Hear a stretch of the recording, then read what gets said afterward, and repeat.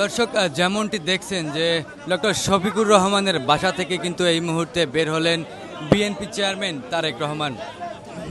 এবং আমরা দেখতে পাচ্ছি যে তিনি কিন্তু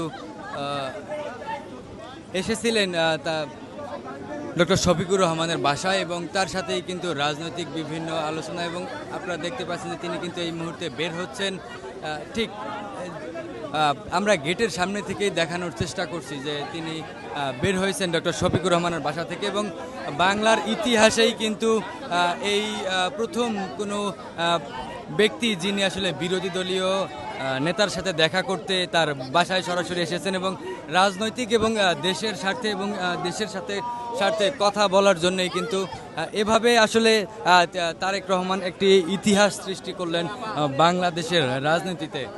এবং আমরা দেখতে পাচ্ছি তারেক রহমান কিন্তু ডক্টর শফিকুর রহমানের সাথে দেখা করে এই মুহূর্তে বের হয়ে যাচ্ছেন। এবং আমাদের কাছে যে তথ্যটি রয়েছে, এই মুহূর্তে তিনি কিন্তু এনসিপি আহ্বায়ক নাহিদ ইসলামের বাসায় যাবেন এবং সেখানে তার সাথে দেখা করবেন এবং কথা বলবেন।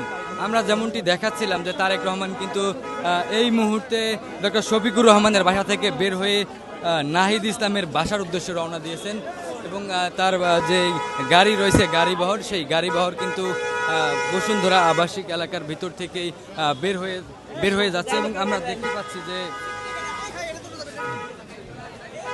তারেক রহমান যে গাড়িবহর তারেক রহমানের, সেটি কিন্তু এই মুহূর্তে ডক্টর শফিকুর রহমানের বাসা থেকে বের হয়ে গেছে। এবং আমরা যতটুকু জানি যে তিনি এখন এনসিপির আহ্বায়ক নাহিদ ইসলামের সাথে দেখা করবেন এবং তার সাথে কথা বলবেন বাংলাদেশের রাজনীতির ইতিহাস নিয়ে এবং বাংলাদেশকে কিভাবে এগিয়ে নিয়ে যাওয়া যায় সেই বিষয়ে কিন্তু সব দলের সাথেই কথা বলছেন বিএনপি চেয়ারম্যান তারেক রহমান। দর্শক, বসুন্ধরা আবাসিক এলাকা থেকে এই ছিল আমার কাছে সর্বশেষ তথ্য।